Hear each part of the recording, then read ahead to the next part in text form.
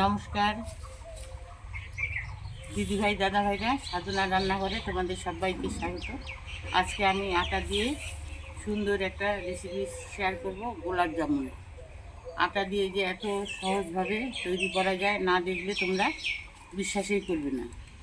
চলো, কাঁচা আটা দিয়ে আমি কিভাবে গোলাপ জামুনটা তৈরি করব, প্রথম থেকে শেষ অবধি গোলাপ জামুনের ভিডিওটা দেখবি। গোলাপ জামুন বানানোর জন্য এখানে আমি মাঝারি সাইজের বাটি নিয়েছি। এই বাটি 2 বাটি আমি আটা দিয়ে দেব।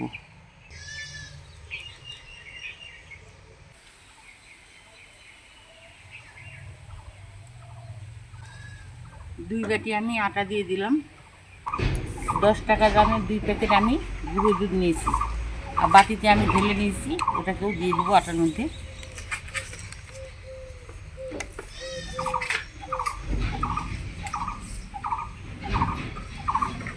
এই দেখো দিদিভাই দাদা ভাইরা, হাতের মাপ দিয়ে 1 চিমটি আমি সামান্য 1 চিমটি বেকিং সোডা নিয়েছি, এটাকে দিয়ে দিচ্ছি।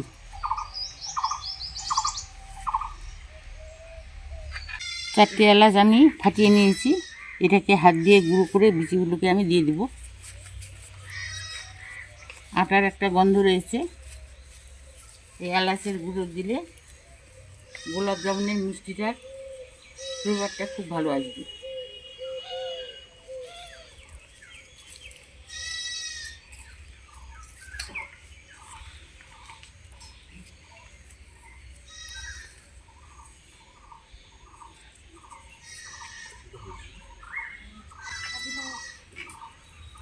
এক চামচের মতো ঘি দিয়ে দিচ্ছি।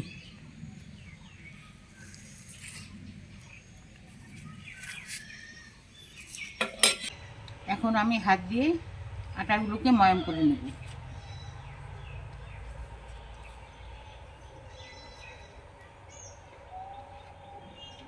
এটা কিন্তু অনেকক্ষণ সময় নিয়ে এটাকে ময়াম করতে হবে। হাত দিয়ে ঘষে ঘষে এইভাবে ময়াম করে নেব। হাত দিয়ে ঘষে ঘষে আটাটাকে কিন্তু অনেকক্ষণ ধরে ময়াম করে নিতে হবে। আটাটাকে আমি অনেকক্ষণ ধরে ময়াম করে নিয়েছি, আর এই দেখো মুখ বেঁধে যাচ্ছে, আর এইভাবে ভেঙে দিলে ঝুরঝুর করে পড়ছে। তো ময়াম হয়ে গেছে ঠিকঠাক।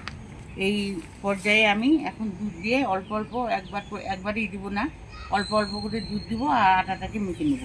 তো দুধের পরিবর্তে তোমরা জলও ব্যবহার করতে পারো, কিন্তু দুধ দিলে ভালো হয়। তো আমি গরুর দুধ নিয়েছি, আগের থেকে জাল করে নিয়েছি। এখানে ঠান্ডা হয়ে গেছে দুধটা, এই দুধটাকে অল্প অল্প করে দিব আর আমি মেখে নেব।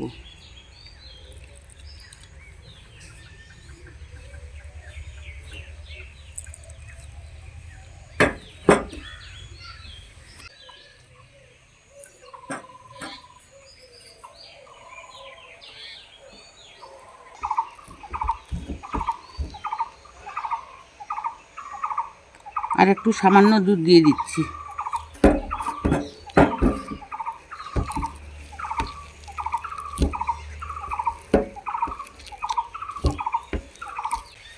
আটাটাকে আমি ভালো করে মেখে নিয়েছি। যেরকম আমরা রুটি বা পরোটা মাখি, তার থেকে একটু নরম হবে। আর এর থেকে বেশি নরম করতে গেলে কিন্তু রেস্টে রাখতে হবে আধা ঘন্টার জন্য। তাই এর থেকে আমি বেশি নরম করব না, যেহেতু আমি সঙ্গে সঙ্গে লেচি কেটে নেব। তাই এরকমভাবে আমি মেখে নিয়েছি। এখন আমি হাতে একটু ঘি লাগিয়ে নেব।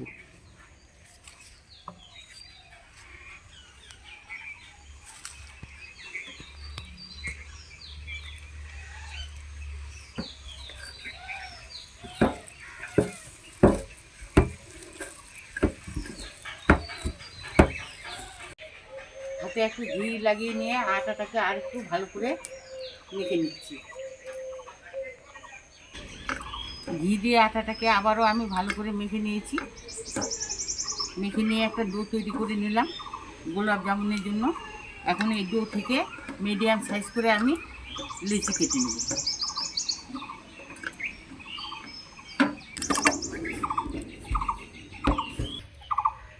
আমি এরকম মিডিয়াম সাইজ করে লেচি কেটে নিচ্ছি।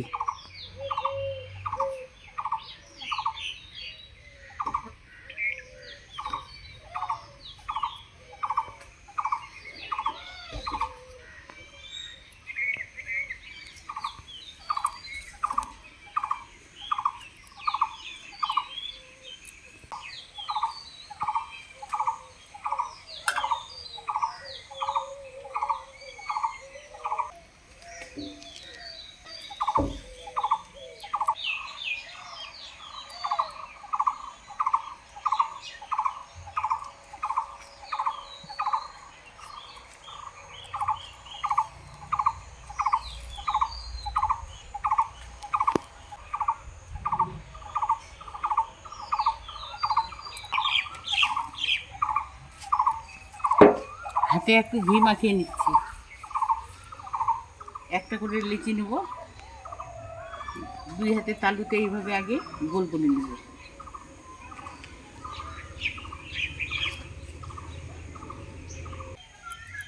লেচিটাকে আমি গোল করে নিলাম, এখন লম্বা করে নেব।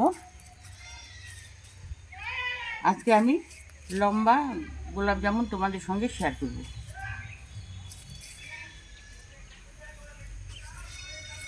আরেকটা লিচি নিয়ে নিলাম, দুই হাতের তালুতে রেখে গোল করে নেব আগে,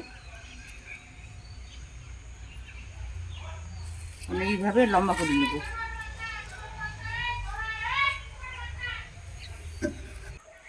আরেকটা লিচি নিয়ে এইভাবে দুই হাতের তালুতে গোল করে নিয়ে লম্বা করে নিচ্ছি।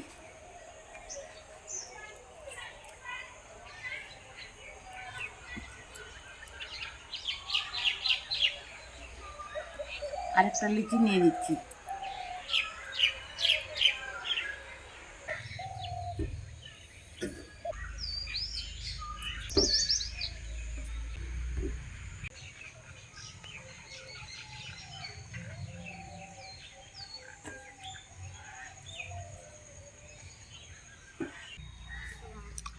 সম্পূর্ণ লেচি থেকে আমি গোলাপ জামুনের লম্বা শেপ দিয়ে নিয়েছি। এখন গ্যাস জ্বালিয়ে কড়াই বসিয়ে দেব।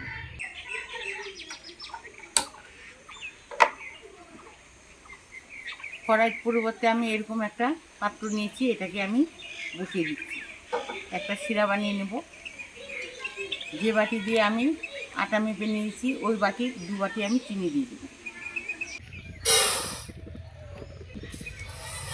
2 বাটি আমি চিনি দিয়ে দিলাম। ওই বাটি দিয়ে আমি 4 বাটি জল দিয়ে দেব।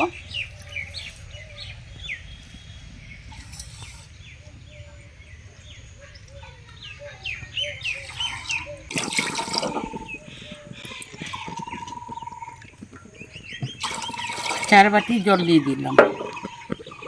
চিনিটাকে নাড়াচাড়া করে আমি গলিয়ে নিয়েছি আর গলেও গিয়েছে।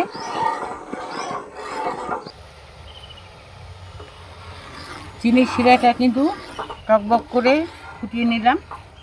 আর এই চিনির শিরা কিন্তু খুব একটা ফুটানো যাবে না, ফুটে উঠলেই কিন্তু এই শিরা তৈরি হয়ে যায়। আর একটু এই দেখো চিনির শিরাটা চিটচিটে ভাব চলে এসছে,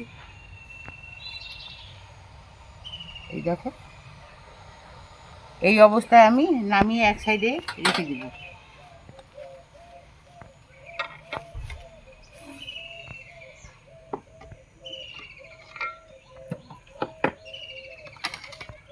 ঢেকে দিচ্ছি আর এইদিকে একটা কড়াই বসিয়ে দেবো গ্যাসে।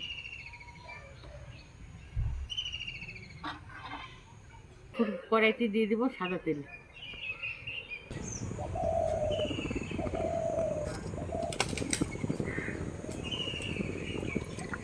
কড়াইতে আমি সাদা তেল দিয়েছি। আর এই দেখো আঙ্গুলটা কিন্তু দেওয়া যাচ্ছে, এইভাবে দেওয়া যাচ্ছে, কিন্তু ধরে রাখা যাচ্ছে না। এই পর্যায়ে আমি গোলাপ জামুনগুলোকে একটা একটা করে তেলের মধ্যে ছেড়ে দেব। আর গ্যাসের জালটা মিডিয়াম টু লোতে করে দিতে হবে, দিয়ে এগুলোকে ভাজতে হবে। একটা একটা করে গোলাপ জামুন আমি দিয়ে দিচ্ছি কড়াইতে।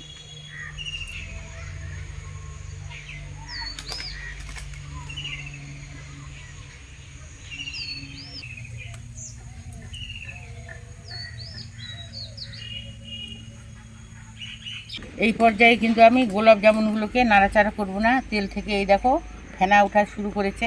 যখন তেল থেকে গোলাপ জামুনগুলো ভেসে উঠবে তারপরে আমি নাড়াচাড়া করে দেবো। এগুলো আপনার থেকে তেলের উপর ভেসে উঠবে। দিদিভাই দাদা ভাইরা, গোলাপ জামুনগুলো এই দেখো তেল থেকে কিন্তু অনেকটাই ভেসে উঠেছে আর গোলাপ জামুনগুলো ফুলে উঠেছে। এখন এইগুলোকে আমি একটু উল্টে দেবো।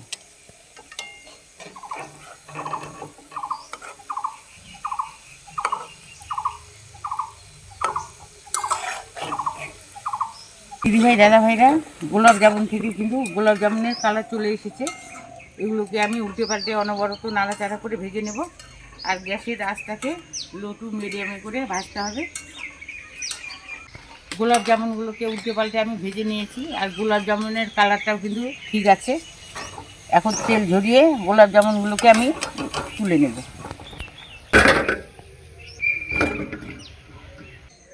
বাকি মিষ্টিগুলোকেও আমি একই রকমভাবে ভেজে নেব।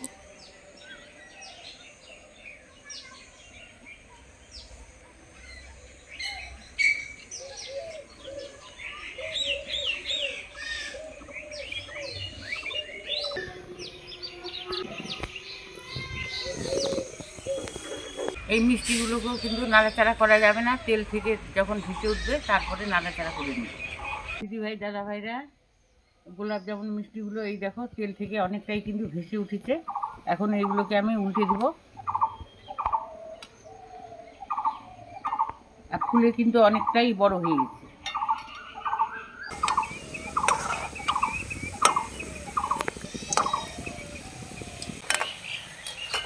আগের মতো গোলাপ জামুনগুলোকে একই রকমভাবে আমি ভেজে নিলাম। আমি গ্যাসটাকে অফ করে দেবো আর তেল ঝরিয়ে মিষ্টিগুলোকে তুলে দেবো।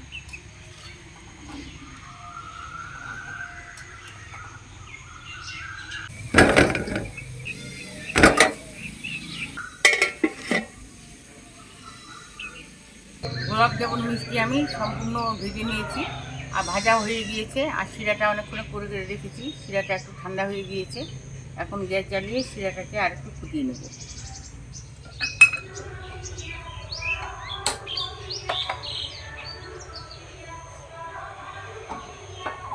ঢাকাটা তুলে নিচ্ছি। গোলাপ জামুন মিষ্টিগুলো কিন্তু অনেকটাই ঠান্ডা হয়ে গিয়েছে। এই দেখো আর কোনো তেল তেল ভাব কিন্তু নেই। এই পর্যায়ে আমি মিষ্টির শিরাতে দিয়ে দিব।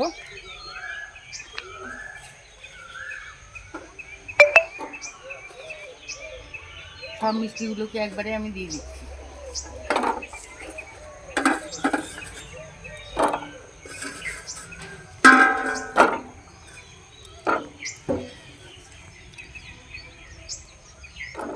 জাস্ট একবার আমি ফুটিয়ে নেব। এইভাবে ফুটিয়ে নিলে মিষ্টির মধ্যে শিরাটা ভালোভাবে ঢুকে যাবে। দিয়ে জাস্ট একবার আমি ফুটিয়ে নিয়েছি।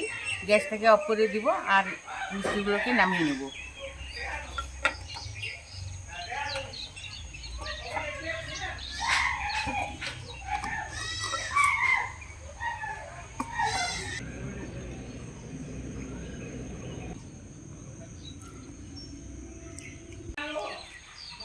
দিদিভাই দাদা ভাইরা, এই দেখো আটা দিয়ে যে এত সুন্দর গোলাপ জামুন তৈরি করা যায়, না বানালে আর না দেখলে তোমরা বিশ্বাসই করবে না। যারা মিষ্টি খেতে পছন্দ করো এইভাবে আটা দিয়ে গোলাপ জামুন মিষ্টি বানিয়ে খাবে। আর দোকানে যেতে হবে না, অল্প খরচা দিয়ে অনেকগুলো গোলাপ জামুন বানিয়ে নেওয়া যাবে। আর এইভাবে বাড়ির সপরিবারে খাবে। আর একটা গোলাপ জামুন তোমাদের কেটে দেখাচ্ছি।